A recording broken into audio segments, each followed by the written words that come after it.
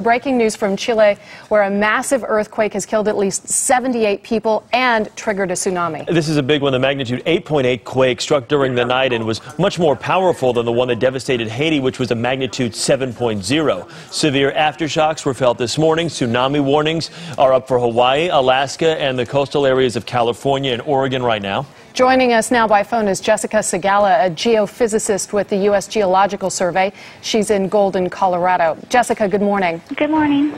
So tell us, first off, can you give us some perspective on how strong an 8.8 earthquake is? What are we talking about in terms of intensity?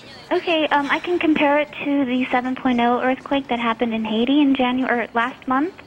In terms of energy release, the one that happened in Chile released about 500 times more energy than the one in Haiti. 500 times more? Yes.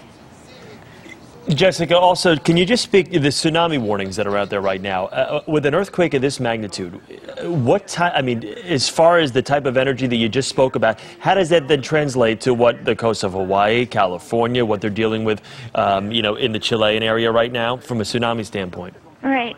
Well, when the earthquake occurred, it moved the land and then it moved the water above it, causing the tsunami. And the coastal areas of Chile have already noticed the wave heights up to about 7 feet. And so we're seeing that along the coast of Chile. And as soon as we get to Hawaii, they expect to see the waves from this tsunami around 11:20 Hawaiian time, which is about 4:20 p.m. Eastern time. So we have to wait and see to see how big the waves will be there in Hawaii. Now, when you say a 7-foot wave, I'm sure people at home are saying, well, a 7-foot wave, that's no big deal. But it's not so much the height of the wave, it's the width, it's how long, the duration, and then it's also the speed at which it's traveling. I mean, correct me if I'm wrong here, but these waves are traveling at the speed of a jet liner, about 500 miles per hour, correct? Yes, that's very correct. And it's just not one sheet of water. It's a big chunk, a big block of water coming onto the land. We're starting to get some of the pictures out of Chile, and they're just devastating pictures of buildings collapsed and such.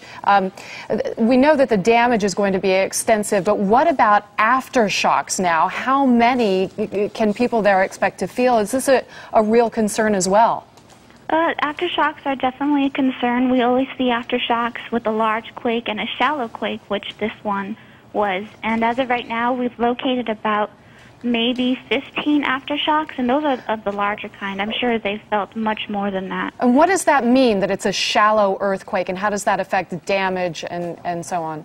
A shallow earthquake just means that it happened pretty close to the surface. It didn't happen right on the surface, but it happened at about... It happened just under the surface, and because of that, the energy is really close to the surface and where we are, all the buildings and people. Jessica, let me ask you this. When you hear about a number like this, an 8.8, what do you, the people you work with, how much do your ears perk up? How much does this get your attention? It perks up our attention greatly. We only see about, on a yearly basis, on average, we see about one magnitude 8 earthquake every year. So this is very alarming for us. All right, Jessica Segala, thank you for joining us. She's with the U.S. Geological Survey.